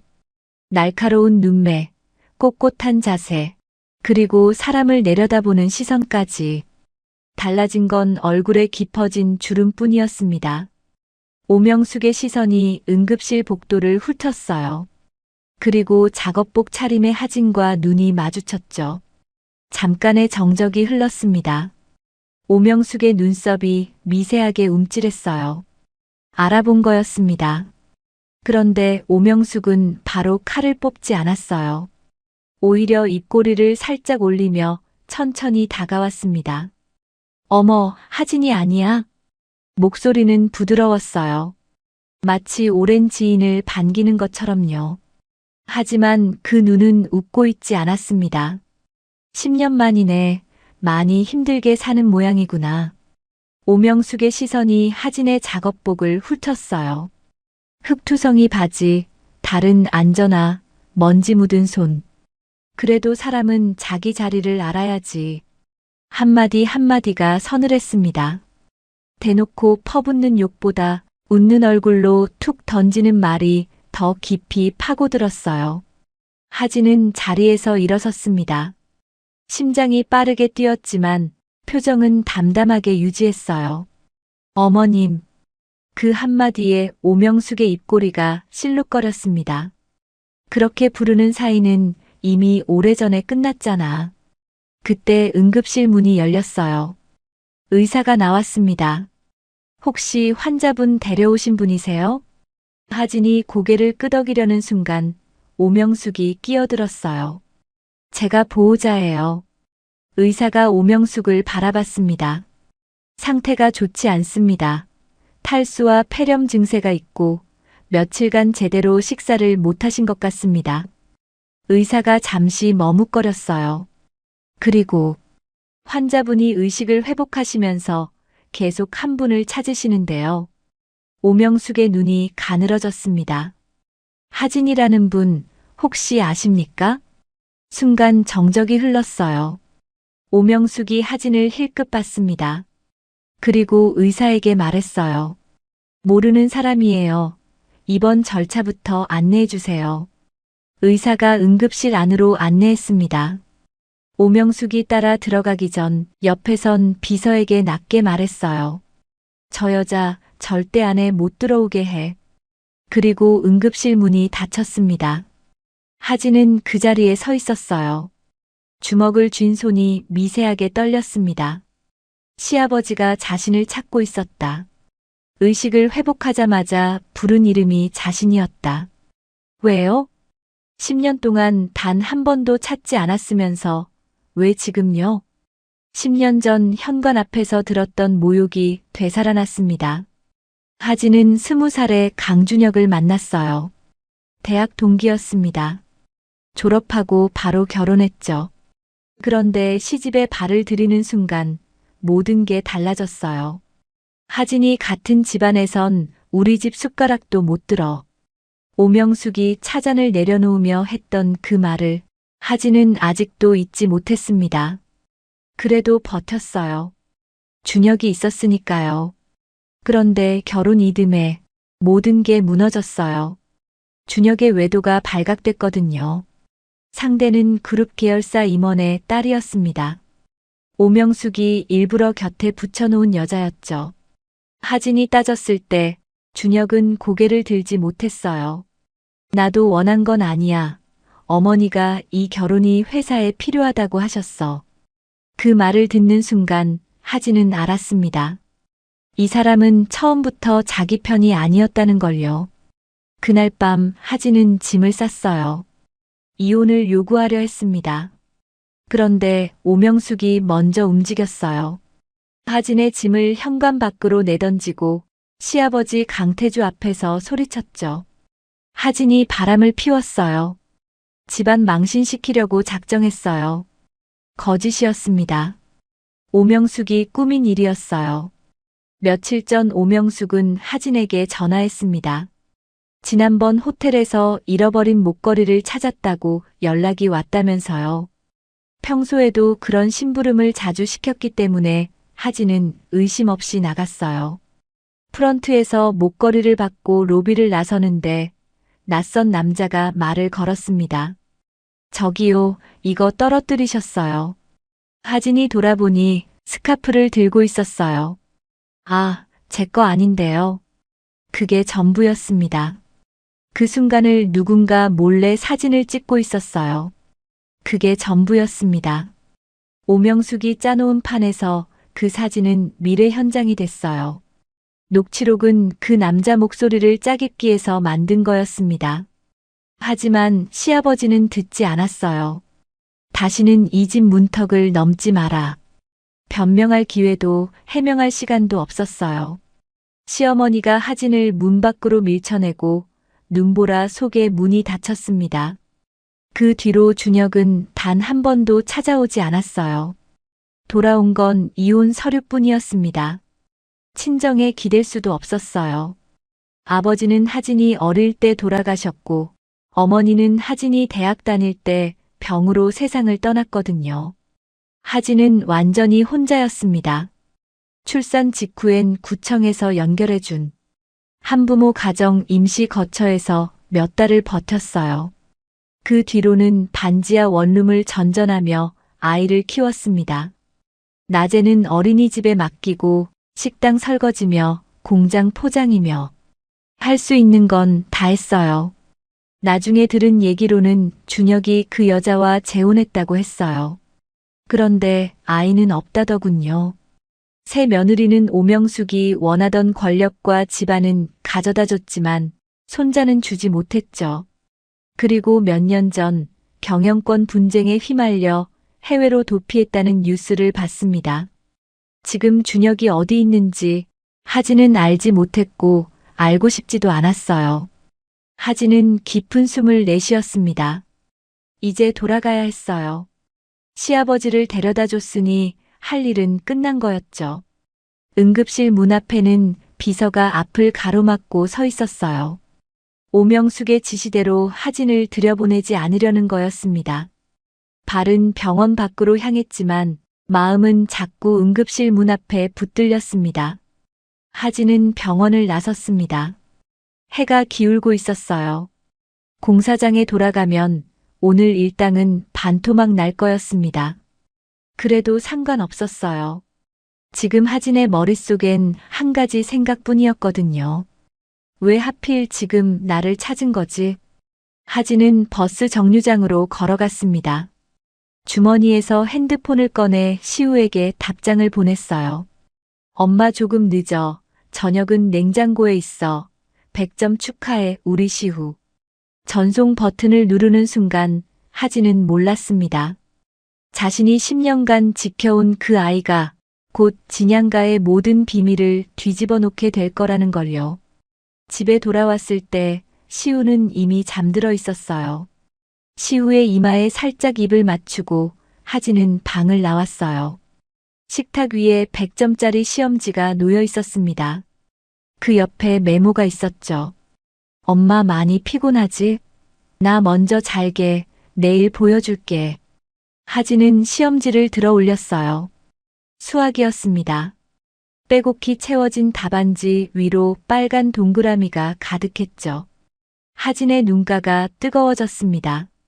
이 아이가 있어서 버틸 수 있었어요. 10년 동안 단 한 번도 후회한 적 없었습니다. 이 아이를 지키는 게 하진이 그 집을 떠나 선택한 전부였거든요. 그리고 소파에 털썩 주저앉았습니다. 머릿속에서 의사의 말이 맴돌았어요. 환자분이 계속 한 분을 찾으시는데요. 하진이라는 분. 왜요? 10년 동안 단 한 번도 찾지 않았으면서 왜 하필 지금 쓰러지면서까지 자신을 찾은 걸까요? 하진은 고개를 저었습니다. 상관없는 일이라고 생각했어요. 그래야 했습니다. 그 집안과는 끝났으니까요. 다음 날 하진은 여느 때처럼 공사장에 나갔습니다. 어제 반나절을 빠졌으니 오늘은 더 열심히 해야 했어요. 그런데 현장에 도착하자마자 반장이 다가왔습니다. 표정이 어두웠어요. 하진 씨, 잠깐 얘기 좀 해요. 반장이 하진을 한쪽으로 데려갔습니다. 어제 그 사람 진양그룹 회장이었어? 하진은 대답하지 않았어요. 반장이 한숨을 쉬었습니다. 아까 양복 입은 사람들이 왔다 갔어. 우리 현장 책임자한테 뭐라 하더라고. 하진의 가슴이 철렁 내려앉았어요. 무슨 말을 했는데요? 자세한 건 모르겠는데. 하진 씨 신원 조회를 했나 봐. 반장이 고개를 긁적였습니다. 현장 책임자가 나보고 그러더라고. 당분간 하진 씨 출근은 어렵겠다고. 하진은 할 말을 잃었어요. 다리에 힘이 풀렸습니다. 왜요? 제가 뭘 잘못했다고요? 나도 몰라. 위에서 그러니까 어쩔 수가 없어. 반장이 미안한 표정을 지었어요. 하진 씨, 일 잘하는 거 나도 아는데. 미안해. 내가 어떻게 할 수가 없어. 하진은 공사장 밖으로 걸어 나왔습니다. 손이 떨렸어요. 집에 돌아와서 핸드폰으로 통장 잔고를 확인했습니다. 47만 원. 이번 달 월세가 45만 원이었어요. 시우 학원비는 다음 주까지였습니다. 냉장고를 열었어요. 반찬통 2개, 계란 3알, 우유 반 팩. 일주일은 버텨야 하는데 이걸로는 모자랐습니다. 하진은 냉장고 문을 닫고 한숨을 삼켰어요. 그때 현관문이 열렸습니다. 시우가 학교에서 돌아온 거였어요. 엄마, 오늘 왜 일찍 왔어? 하진은 재빨리 표정을 바꿨습니다. 응, 오늘 일이 일찍 끝났어. 거짓말이었어요. 하지만 시우 앞에서는 웃어야 했습니다. 저녁 뭐 먹을까? 엄마가 맛있는 거 해줄게. 시우가 방으로 들어간 뒤 하진은 싱크대에 손을 짚고 고개를 숙였어요. 눈물이 날 것 같았지만 참았습니다. 내일 당장 어디서 일해야 하지? 이번 달은 어떻게 버티지? 누군가 손을 쓴 게 분명했어요. 그리고 떠오른 얼굴은 하나뿐이었습니다. 오명숙이었어요. 내가 끼어들 자리 없으니까. 그 말이 이런 뜻이었던 거예요. 하진의 생계를 건드린 거였습니다. 다음 날 저녁, 낯선 남자가 집 앞에 서 있었습니다. 진양그룹 비서실이라고 했어요. 회장님이 만나고 싶어 한다고요. 하진은 망설였습니다.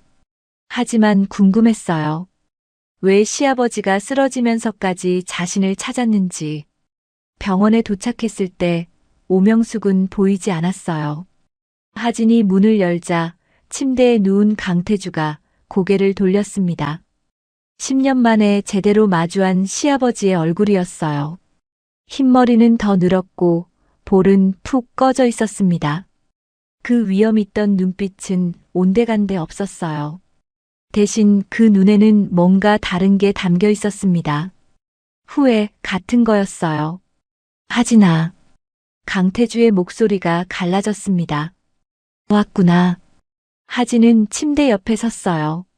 할 말이 많았지만 어디서부터 꺼내야 할지 몰랐습니다. 강태주가 먼저 입을 열었어요. 내가 너한테 할 말이 있다. 몇 번이나 말을 삼키는 것 같았습니다. 그 목소리에는 힘이 없었어요. 하지만 분명했습니다. 10년 전 그 밤 내가 잘못했다. 하진의 심장이 쿵 하고 뛰었어요. 최근에 알게 됐어. 그때 내가 바람을 피운 게 아니라는 걸. 하진은 입술을 깨물었습니다. 10년을 기다린 말이었어요. 하지만 이제 와서 그게 무슨 소용인지 몰랐습니다. 어떻게 아셨어요? 우연히 명숙이 방에서 서류를 보게 됐다. 지우지 못한 원본 파일들이 남아있더라고. 강태주의 눈에 물기가 맺혔어요. 내가 바보였다. 눈앞에 증거가 있으니까 의심 없이 믿었어. 하진은 아무 말도 하지 못했습니다. 손이 떨렸어요. 그래서 널 찾으려고 했다. 사과하려고. 강태주가 천천히 손을 들어 하진의 손을 잡으려 했어요. 하지만 하진은 한 발 물러섰습니다. 늦었어요. 하진의 목소리가 떨렸습니다. 10년이나 늦었어요. 그때 한 번만이라도 제 말을 들어주셨어야 했어요. 강태주의 손이 허공에서 멈췄어요. 알아. 내가 무슨 자격으로 용서를 구하겠나. 강태주가 고개를 떨궜습니다. 그래도 한 가지만 묻겠다. 그의 눈이 다시 하진을 향했어요. 그 눈에 간절함이 담겨 있었습니다. 그때 내가 쫓겨나던 그 밤 강태주의 목소리가 떨렸어요. 혹시 임신 중이었냐? 그 질문을 듣는 순간 숨이 멎는 것 같았습니다. 어떻게 알았을까요? 10년 동안 아무에게도 말하지 않고 조용히 살았는데요. 강태주의 다음 말이 하진의 심장을 꿰뚫었어요. 내 손자가 어딘가에 있는 거냐? 하진은 대답하지 못했습니다. 입술이 바르르 떨렸어요. 바로 그때 병실 문이 벌컥 열렸습니다. 오명숙이 서 있었어요. 그 뒤로 양복 차림의 남자 2명이 보였습니다. 오명숙의 눈이 하진을 향했어요. 그 눈에 분노가 이글거렸습니다. 내 허락도 없이 여긴 왜 들어와 있어? 여러분, 여기까지 이야기 어떠셨어요? 10년 전 억울하게 쫓겨났던 하진이 막노동까지 하면서 아이를 키워왔는데 이제야 시아버지가 진실을 알게 됐다니요. 하진이 입을 여는 순간 10년 지켜온 아이의 평범한 일상도 끝날 수 있었습니다. 과연 하진은 어떤 선택을 하게 될까요? 뒷이야기 계속 들어봐 주세요. 오명숙의 눈빛이 병실 안을 훑었어요. 침대에 누운 강태주, 그리고 그 옆에 선하진. 상황을 파악하는데 1초도 걸리지 않았습니다. 내 허락도 없이 왜 이 아이를 불러요? 오명숙이 강태주를 향해 물었어요. 목소리는 차분했지만 그 안에 분노가 꿈틀거렸습니다. 강태주는 대답하지 않았어요. 대신 하진을 바라봤습니다. 그 눈빛이 하진의 등을 떠밀었어요. 하지만 하진은 입을 열 수 없었습니다. 방금 전 질문이 아직 귓가에 맴돌았거든요. 내 손자가 어딘가에 있는 거냐? 오명숙이 하진 앞으로 다가왔어요. 힐소리가 병실 바닥에 날카롭게 울렸습니다. 내가 분명히 말했지, 끼어들지 말라고. 하진은 한 발도 물러서지 않았어요. 저도 불려온 거예요. 불러서? 누가 너를 불러? 오명숙이 비웃었습니다. 10년 전에 끝난 사람이 무슨 자격으로 여기 서 있어? 그때 강태주가 입을 열었어요. 내가 불렀어. 오명숙의 고개가 돌아갔습니다. 내가 하진이를 찾았고 내가 오라고 했어. 강태주의 목소리는 약했지만 단호했어요. 당신한테 할 말이 있어, 명숙. 오명숙의 눈이 가늘어졌습니다. 무슨 말인데요? 10년 전 일 다 알게 됐어. 병실 안에 정적이 흘렀어요. 오명숙의 표정이 굳었습니다. 하지만 금방 다시 웃음을 띄었어요. 무슨 소리예요, 갑자기. 당신이 조작한 증거들 전부 봤어. 강태주의 눈에 힘이 들어갔습니다. 하진이는 바람 피운 적 없어. 당신이 꾸민 거야. 오명숙의 입꼬리가 실룩거렸어요. 하지만 당황한 기색은 없었습니다. 그래서요? 10년도 지난 일을 지금 뒤집겠다는 거예요? 그 한마디에 하진은 숨이 막혔어요. 부정도 변명도 아니었습니다. 인정이었어요. 그때 저 얘를 내보낸 건 이 집을 위해서였어요. 집안에 어울리지 않는 며느리였으니까. 그게 이유가 돼? 강태주의 목소리가 떨렸어요. 죄 없는 사람을 내쫓은 게 집안을 위한 거야? 죄 없는 사람? 오명숙이 코웃음을 쳤습니다. 저 얘가 있었으면 준혁이가 제대로 된 집안과 연을 맺었겠어요? 사업이 지금처럼 됐겠어요? 오명숙의 시선이 하진을 향했어요. 결국 이 집은 문제없이 돌아갔잖아요. 하진은 주먹을 꽉 쥐었습니다.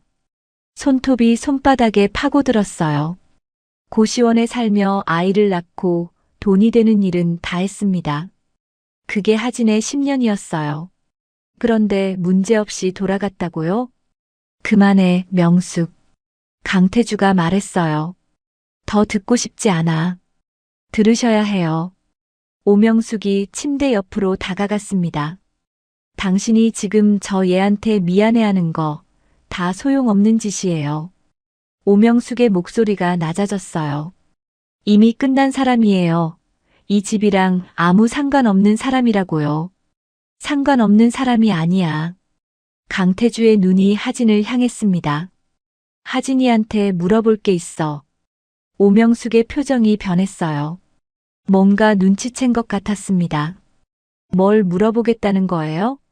강태주는 대답하지 않았어요. 대신 하진을 똑바로 바라봤습니다. 아까 내 질문 대답해 줄 수 있겠니? 하진의 심장이 미친 듯이 뛰었어요. 시우의 얼굴이 떠올랐습니다. 웃는 얼굴, 100점 시험지, 엄마 많이 피곤하지? 라고 쓴 메모. 이 순간 대답하면 모든 게 바뀔 거였어요. 시우의 평범한 일상이 무너질 수도 있었습니다. 하지만 거짓말을 할 수도 없었어요. 지금 그걸 물어보시려고요? 하진이 낮게 말했습니다. 오명숙이 끼어들었어요. 목소리에 긴장이 섞여 있었습니다. 뭘 묻겠다는 거예요? 강태주가 천천히 입을 열었습니다. 10년 전 하진이가 쫓겨날 때 임신 중이었어. 오명숙의 얼굴이 하얗게 변했어요. 뭐라고요? 내 손자가 있을지도 몰라. 병실 안이 얼어붙었습니다. 오명숙의 눈이 하진을 향했어요. 그 눈에 공포와 분노가 뒤섞여 있었습니다. 사실이야? 하진은 대답하지 못했어요. 입술이 떨렸습니다. 지금 말하는 순간 시우의 이름이 저 집안 욕심 속으로 들어간다는 걸 알았어요. 10년 지켜온 아이의 평범한 일상이 끝날 수도 있었습니다. 오명숙이 한 발 다가왔어요. 대답해. 하진은 오명숙의 눈을 똑바로 바라봤습니다. 10년 동안 숨겨온 비밀이 목구멍까지 차올랐어요. 네. 한 글자가 입 밖으로 나왔습니다. 그때 아이 낳았습니다. 지금도 잘 크고 있어요. 오명숙의 얼굴이 일그러졌어요. 그 애가 진짜 이 집 핏줄이야? 하진은 피식 웃었어요. 10년 만에 처음 짓는 비웃음이었습니다. 10년을 혼자 키웠는데 증거가 필요해요? 하진이 한 발 앞으로 나섰습니다. 그의 얼굴 보면 알아요. 누구 핏줄인지. 오명숙의 얼굴이 창백해졌어요. 바로 그때 하진의 핸드폰이 울렸습니다. 화면에 뜬 이름을 보는 순간 하진의 심장이 멎는 것 같았어요. 시우였습니다. 엄마, 지금 어디야? 학교 끝났는데 집에 없네. 하진의 손이 떨렸습니다. 오명숙의 눈이 핸드폰을 향했어요. 그 눈빛이 날카롭게 빛났습니다. 지금 전화 온 애가 그 애지? 하진은 전화기를 귀에서 떼지 못했어요. 시우의 목소리가 들려왔습니다. 엄마, 왜 대답 안 해? 시우야, 엄마 지금 좀 바빠. 조금만 기다려. 하진은 최대한 평온한 목소리를 만들어냈어요. 알았어. 근데 배고파. 냉장고에 볶음밥 있어. 데워 먹어. 엄마 금방 갈게. 전화를 끊는 순간 오명숙이 입을 열었어요. 그의 이름이 뭐야? 하진은 대답하지 않았습니다. 오명숙의 눈이 가늘어졌어요. 성이 뭐야, 강씨야? 하진이 피식 웃었습니다. 아니요, 윤씨예요. 오명숙의 눈썹이 꿈틀했어요. 뭐? 제 성 따랐어요. 아빠 이름도 못 올린 아이였으니까요. 하진의 목소리가 담담했습니다. 10년 동안 아빠 없이 제가 혼자 키웠어요. 오명숙의 표정이 굳었어요. 그리고 양복 차림의 남자를 돌아봤습니다. 저 여자 집 주소 알아내. 하진의 심장이 쿵 하고 내려앉았어요. 뭐 하시는 거예요? 내 손자일 수도 있다며 확인해야지. 오명숙의 입꼬리가 올라갔습니다. 확인은 해야지, DNA로. 그 눈빛은 손자를 보는 눈이 아니었어요. 그 애한테 손대지 마세요. 하진의 목소리가 낮아졌습니다. 손대긴 누가 손대? 오명숙이 웃었어요. 그냥 확인하려는 거야. 진짜 이 집 핏줄인지. 그의 얼굴 보면 알아요. 하진이 한 발 앞으로 나섰습니다. 누구 핏줄인지 상관없어? 오명숙의 눈이 번쩍였어요. 진양그룹 회장의 손자가 상관없다고? 그 순간 모든 게 맞아떨어졌습니다. 준혁의 재혼 가정엔 아이가 없었어요. 오명숙에게 손자가 없다는 건 늘 한이었죠. 시우가 인정되면 저 여자는 아이를 빼앗으려 들 거였습니다. 엄마는 필요 없고 손자만 갖겠다고요. 하진이 10년간 입을 다문 이유가 바로 그거였어요. 그 애한테 접근하면 가만 안 있을 거예요. 하진의 눈에 불이 붙었습니다. 10년 전처럼 당하고만 있지 않을 거예요. 오명숙이 피식 웃었어요. 뭘 어쩌겠다는 거야. 공사장에서 벽돌이나 나르는 주제에.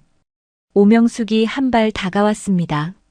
내 손자가 맞다면 내가 데려다 키울 거야. 하진의 심장이 얼어붙었어요. 뭐라고요?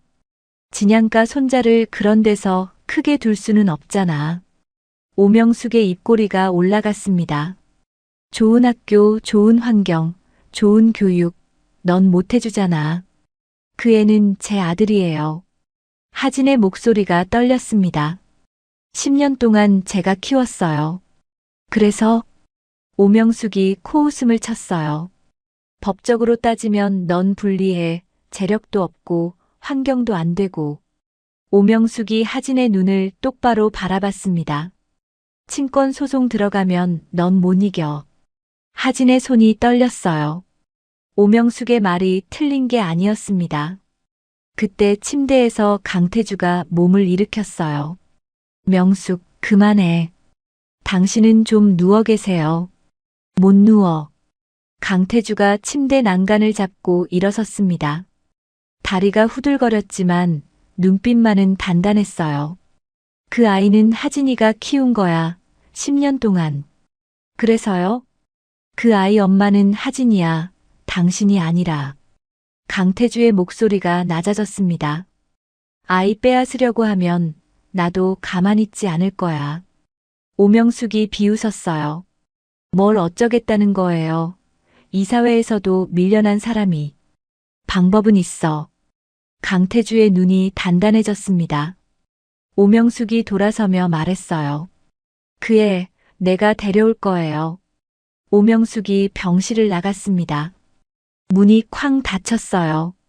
하진은 그 자리에 서 있었어요. 다리에 힘이 풀렸습니다. 시우를 빼앗기게 생겼어요. 10년 동안 혼자 키운 세상에서 전부인 아이를요. 강태주가 낮게 말했어요. 하진아, 걱정하지 마. 하진이 고개를 들었습니다. 내가 방법을 찾을게. 강태주의 눈에 결의가 담겨 있었어요. 그 아이, 내 곁에 있게 해줄게. 하진은 대답하지 못했어요. 믿어도 되는 건지 알 수 없었습니다. 하지만 한 가지는 분명했어요. 이제 시작이었습니다. 진짜 싸움은 이제부터였어요. 며칠 뒤 오명숙이 움직였습니다. 하진이 일하는 카페 앞에 검은 세단이 멈췄어요. 오명숙이 내렸습니다. 잠깐 얘기 좀 하자. 하진은 앞치마를 벗지 않았어요. 할 얘기 없어요. 있어. 오명숙이 한 발 다가왔습니다. 그의 시우 말이야. 하진의 눈이 날카로워졌어요. DNA 검사 결과 나왔어. 준혁이 아이 맞더라. 오명숙의 입꼬리가 올라갔습니다. 내 손자야. 하진은 대답하지 않았어요. 심장이 얼어붙는 것 같았습니다. 그래서 제안하러 왔어. 오명숙이 봉투 하나를 내밀었어요. 5억이야. 이거 받고 아이는 나한테 넘겨. 하진의 손이 떨렸습니다. 뭐라고요? 넌 돈 받고 새 출발해. 아이는 내가 키울게. 하진은 봉투를 바닥에 떨어뜨렸습니다. 미쳤어요? 안 받겠다는 거야? 오명숙의 눈이 차가워졌어요. 그럼 다른 방법을 써야겠네. 오명숙이 핸드폰을 꺼냈습니다. 화면에 뜬 건 10년 전 그 사진이었어요. 조작된 사진, 호텔 로비에서 남자와 함께 있는 하진. 이거 기억나? 하진의 얼굴이 하얗게 질렸어요. 이게 왜? 아직 가지고 있어. 오명숙이 피식 웃었습니다. 내가 거절하면 이걸 퍼뜨릴 거야. 하진의 심장이 멎는 것 같았어요. 시우가 바람 피워서 난 자식이라고. 오명숙의 목소리가 낮아졌습니다. 학교에서 애들이 뭐라고 할까? 엄마가 바람 피워서 널 낳았대 하고. 하진의 다리에 힘이 풀렸어요. 그러면 안 돼요. 시우는 아무 죄도 없어요. 그럼 받아. 오명숙이 바닥에 봉투를 가리켰어요. 5억 받고 조용히 빠져. 하진은 오명숙의 눈을 똑바로 바라봤어요. 손이 떨렸지만 물러서지 않았습니다. 안 받아요. 뭐? 그 사진 조작된 거잖아요. 하진의 목소리가 떨렸습니다. 진실은 바뀌지 않아요. 어떤 거짓말을 퍼뜨려도. 오명숙의 표정이 굳었어요. 후회하게 될 거야. 후회 안 해요. 하진이 봉투를 오명숙 앞으로 밀어냈어요. 시우는 제 아들이에요. 10년 동안 제가 키웠어요. 하진이 한 발 앞으로 나섰습니다. 당신한테 줄 생각 없어요. 오명숙이 돌아서며 말했습니다. 소송장 기다려. 그리고 그 사진이랑 녹취록 내일부터 퍼진다. 카페 일이 끝난 후 하진은 바로 강태주를 찾아갔어요. 회장님 도와주세요. 강태주의 표정이 굳었습니다. 무슨 일이야? 어머님이 시우를 데려가려고 해요. 소송하겠다고요. 하진의 목소리가 떨렸습니다. 그리고 10년 전 그 사진이랑 녹취록 아직 가지고 있대요. 뭐? 시우가 바람 피워서 난 자식이라고 퍼뜨리겠다고요. 하진의 눈에 눈물이 고였어요. 저 혼자서는 못 이겨요. 강태주가 자리에서 일어났습니다. 그 일은 내가 막을게. 어떻게요? 회장님도 지금 힘이. 회사에서는 밀려났어. 강태주가 창밖을 바라봤어요. 하지만 내 이름은 아직 남아있어. 강태주가 하진을 돌아봤습니다. 기자들한테 전부 말할 거야. 10년 전 일 명숙이가 한 짓 전부. 하진의 눈이 커졌어요. 그러면 회장님도 상관없어. 강태주의 목소리가 단단해졌습니다. 내 체면 때문에 또 내가 당하게 둘 수는 없어. 강태주가 핸드폰을 들었어요. 지금 바로 기자들한테 연락할게. 내일 아침에 회견 연다. 내일이요? 명숙이가 퍼뜨리기 전에 내가 먼저 말해야 해. 강태주의 눈이 단단했습니다. 조작된 거라는 걸 내가 먼저 밝히면 그 사진은 아무 힘도 없어. 그날 밤 하진은 시우를 꼭 안고 잠들었어요. 이 아이를 빼앗길 수는 없었습니다. 무슨 일이 있어도요. 다음 날 아침 강태주가 긴급 기자회견을 열었습니다. 진양그룹 전 회장의 긴급 회견이라는 소식에 취재진이 몰려왔어요. 오명숙도 뒤늦게 소식을 듣고 달려왔습니다. 하지만 이미 회견은 시작된 뒤였어요. 오늘 제가 말씀드릴 내용은 두 가지입니다. 강태주가 카메라를 바라봤어요. 첫 번째, 10년 전 제 며느리 윤아진 씨에 대한 진실입니다. 스크린에 조작된 사진 원본과 녹취록, 편집 파일이 떴습니다. 이 모든 건 조작된 증거였습니다. 제 아내 오명숙이 꾸민 일이었어요. 회견장이 술렁였어요. 오명숙의 얼굴이 하얗게 질렸습니다. 그리고 두 번째, 강태주가 하진을 바라봤어요. 제 장남의 아들 시우가 있습니다. 기자들이 웅성거렸어요. 저는 오늘 손자 시우를 공식적으로 인정합니다. 강태주의 목소리가 커졌어요. 그리고 시우의 양육권은 어머니 윤아진 씨에게 있음을 선언합니다. 오명숙이 회견장 뒤에서 소리쳤어요. 당신 지금 뭐 하는 거야? 강태주가 오명숙을 바라봤습니다. 10년 전에 못한 일을 이제야 하는 거야. 강태주가 깊이 허리를 굽혔어요.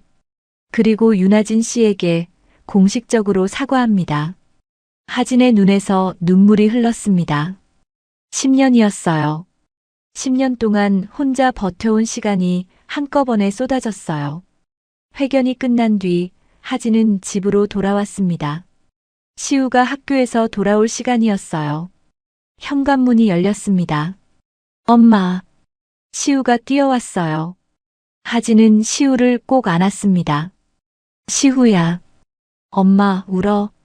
시우가 하진의 얼굴을 올려다봤어요. 안 울어, 안 울어. 하진이 웃었습니다. 눈물을 흘리면서 웃었어요. 그때 초인종이 울렸습니다. 문을 여니 강태주가 서 있었어요. 찾아와도 되겠니? 하진이 고개를 끄덕였습니다. 강태주가 안으로 들어왔어요. 그리고 시우 앞에 무릎을 꿇었습니다. 시우야. 시우가 고개를 갸웃했어요. 누구세요? 할아버지야. 10년을 돌아온 말이었습니다. 시우가 하진을 올려다봤어요. 하진이 고개를 끄덕였습니다. 시우가 다시 강태주를 바라봤어요. 그리고 작은 손을 내밀었습니다. 안녕하세요, 할아버지. 강태주가 그 손을 잡았어요. 그 손을 잡는데 10년이 걸렸습니다. 여러분, 오늘 이야기 어떠셨나요? 10년 전 억울하게 쫓겨난 하진은 아무도 없는 자리에서 아이를 낳고 혼자 울고 버티며 그 시간을 건너왔습니다. 빼앗긴 건 자리였지만 끝내 지켜낸 건 아이였어요. 그리고 너무 늦게 도착한 진실이 마침내 한 사람의 고개를 숙이게 했습니다. 10년은 길었지만 하진이 버텨온 시간은 헛되지 않았습니다. 오늘 이야기가 여러분 마음에도 작은 울림으로 남았으면 좋겠습니다. 우리는 또 단짝처럼 다음 이야기에서 만날게요. 지금까지 사연단짝이었습니다.